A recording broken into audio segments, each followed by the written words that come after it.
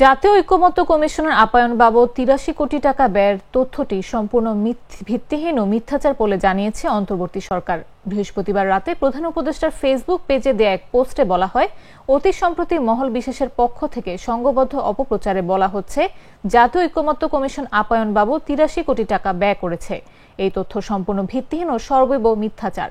পোস্টে বলা হয়, স্পষ্টতই যেহেতু এটি একটি পরিকল্পিত প্রোপাগান্ডা, স্বাভাবিকভাবে অপপ্রচারকারীরা এ বিষয়ে কমিশনের কোনো ভাষ্য সংগ্রহ করেনি, সংশ্লিষ্ট তথ্যের যথার্থতা যাচাইয়ে যথাযথ কর্তৃপক্ষের সঙ্গেও যোগাযোগ করেনি।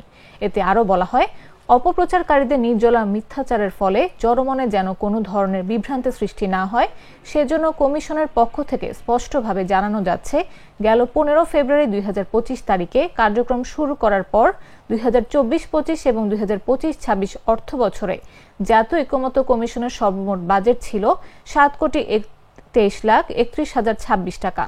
এর বিপরীতে ৩১ অক্টোবর ২০২৫ তারিখ পর্যন্ত কমিশনের ব্যয় হয়েছে ১,৭১,৩১,১২৬ টাকা, যা মোট বরাদ্দের ২৩.৪৬%।